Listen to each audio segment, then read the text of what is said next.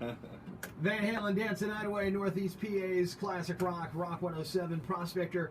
Hanging with you here on a Friday morning, 10 minutes after 9 o'clock. Our buddy Chris Kelly up from the orifices of the Times Tribune. He's a columnist on Wednesdays and Sundays. He's a blogger every darn day on the Times website. It's every damn day. You say your way, I'll say mine. All right, as long as you say it.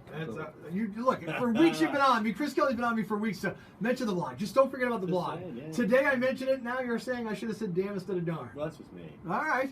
Yeah. You write in your prose, I'll speak in mine. All right. So, big excitement, Super Bowl. I know it's not your team. You're a Steelers fan, but do you have a team in this race? Yeah, it's any team playing the Patriots. Yeah.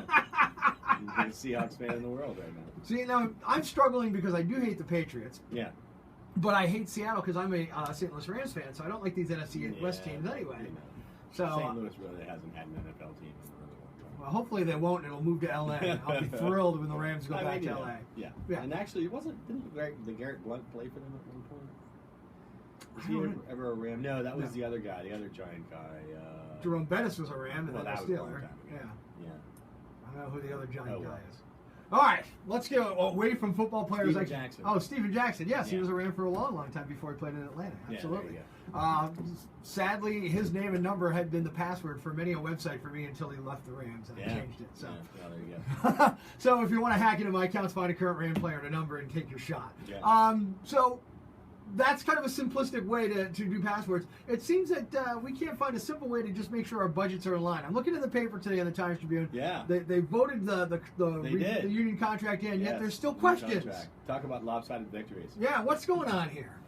Well, they've signed on to this deal, which, we have shown through story after story after analysis is not a good deal. It's not a good deal for the city. But yet 3 people are cleaving to the hope this will save the city's finances. It's the same kick the can down the road that got us here in the first place. And here it is. I'll play Nicodemus. Okay. Here in 2021 or whatever. Around then, we'll be looking back saying, "Gee, this was a mistake. Why'd we do this?" The whole idea this time around was, particularly us putting Terry Morgan Biesecker on it, was to show people, look, man, let's not make the mistake. Right. Let's not end up in this How position about again. that? Yeah. Because those who don't know history are doomed to repeat it. We know it, and we still do it. Yeah, and there's just so many questions. There's so many questions about costs. So many costs that aren't accounted for, and there's still the possibility that this. This ends up being a template for a contract with the firefighters. I was just going to say, we have other unions to negotiate with. And what I thought was really funny is that, Ned Abrahamson, the city's labor attorney, kept saying he didn't want to reveal details of this deal because it could tip their hand to the firefighters union. Well, they have the same lawyer. Well, here's the other part. What do you tip of the hand? We're willing to kind of bend over? Yeah, I don't know. But they have the same lawyer. Your hand couldn't be anymore. That's true. Yeah, he just took notes the last time. He knows what's happening. Hypnotize him after the police thing is over. That's just ridiculous. Speaking of inept city management type people, I hear that the business administrator for the city of Scranton would like to leave the city. Where'd you hear that? Didn't you just say that? No. Who is it? Well, no, you may have read it on my blog. Okay, that's what it is. No, it's not that he doesn't want to live in the city. That's what I'm saying. He doesn't want to. He doesn't live in the city now. He lives in Newton Township. But he's our administrator, and he doesn't want to be forced to move to Scranton. The city code requires if you're hired by the city, you within 6 months you gotta move into the city. So he knew this going in. Sure. Okay. Yeah, no secret. And he's been in there, over a year. And he has yet to move and does not want to. And now, just last week, asked for a waiver from acting mayor Bo Courtwright.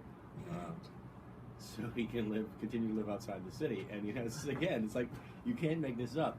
This is your business administrator, right? A guy who pushed a budget with a bunch of tax increases in it, right? And he doesn't want to pony up. And your own business administrator doesn't want to invest in the city, And it's like he doesn't want to pay that wage tax. He doesn't want to pay the property taxes, Should we just fire him and get somebody who lives in the city? Well, look, and that's the other thing. He took the job knowing he was going to have to move to the city. So, and this is a guy also who made the error in the budget that resulted in $700,000-800,000. Is he the guy who forgot to take it from the right column? Yeah, that's the guy. Well, you can't blame that on him living in Newton. No, you can't. But his point, one of his reasons for not having moved into the city yet is he was too busy. Miscalculating the budget. I'm too busy messing up the whole budget. And that's the whole thing. It's a mistake, and anybody could make one. Make that kind of mistake. But in a city where, you know, with the financial problems the city has, you can't, you know, you have to be more careful. You have Right. you would think that, you know, that there's no way that could get through everybody. And you know, and like I said, in the private sector, you'd be fired from a cannon. But now it's not only he still has his job, but you know, he might get a waiver so he doesn't have to live in the city. I mean, it's just, you can't make it up. I can't see us giving the waiver, and here's why. You took the job knowing it was part of the deal. Yeah. Sorry, Skippy, you shouldn't have signed the But deal. you think Courtright's going to say that? No, of course not. You're just he's going to go his old fine. pal. Yeah. You know, We're all right, buddies. yeah, Go ahead. Whatever. We'll play racquetball. Yeah, and then frankly, if I was anyone in the police or fire unions, I have a problem with that because they have to do it. clauses too. They have to live in the city. Absolutely. Some So- of us are just stuck. Yeah, for you. Yeah, That's what I'm saying. I live in the city. I just can't sell my house. Oh yeah. Oh, Well, that's day's the other coming. thing. You know, it's really hard to find a house in the city. I mean, Yeah. like, And you know what? I'll tell you what. Every What's other this guy's property name? is on sale at like going out of business prices. I mean, you know. What's this guy's name? David what? David Balzoni. He and I can switch houses. He's got big Balzonis. Thank you very much. Yeah. I'll switch houses with you, Dave. I'll solve your problem. Chris Kelly from the Times Tribune. Read his column on Sunday. Read his column on Wednesday. Check out his blog daily.